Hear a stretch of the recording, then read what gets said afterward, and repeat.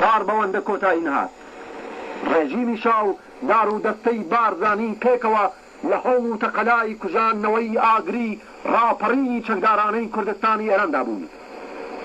بارزانی لەلایەک چەکدارەکانی خۆی بۆ ڕاونانی تێکۆشەلانی حزبی ئێمەدەناردا هاواری جاش و ژاندەرمەکانی شاو لەلایەکیش لە بنەوە بەناوی دڵسۆزی لەی ڕادەسپاردن کە بگەڕێنەوە کوردستانی عێراق و دڵنیابن کە مەترسیەک هەڕەشە لە ژیانیان ناکات.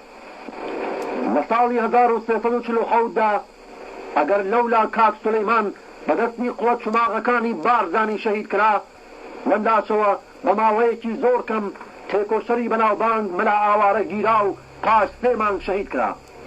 کاک اسماعیلی شەریفزادە لەگەڵ 3 کەس لە هاوسەنگەرەکانی لە ناوچەی بانە کەوتنە دا و شەهید بوون. خاک ئەوڵای معینی لەگەڵ پێشمەرگەی بەناوبانگ مینەشەم لە نزیک قالوێ لە ناوچەی مەهاباد شەهید کران و زۆر کەسیش لە پێشمەرگەکان لە پێک هەڵپرژان لەگەڵ جاش و ژەندەرمدا گیانی خۆیان بەخت کرد.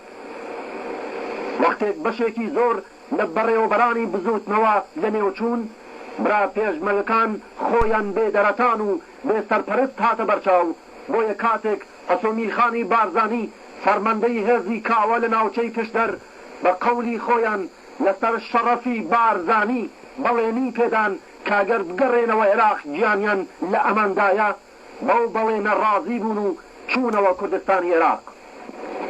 بەڵام قەولی شەڕەفی بارزانیەکان بەو جۆرەوە پای پێکرا کە جگەل لەوەی هەموویان چەککردن هەر دەست بەجێ لێکیان بڵاوکردن و پاش چەند ڕۆژێک 11 کەسیان لێگرتن و بەبێ 32 لێکردن تەحویلی ئێرانیان دانەوە.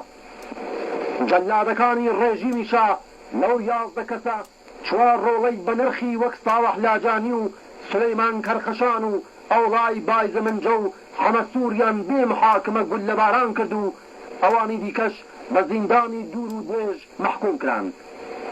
ڕووکۆی ئەو 4 شەهیدە ئێستاش لەسەر ڕێگای پیرەنشار نەغەدا شاهدی نەمری بە کرێگیراوی و خۆفرۆشی بنەماڵەی بارزانیە.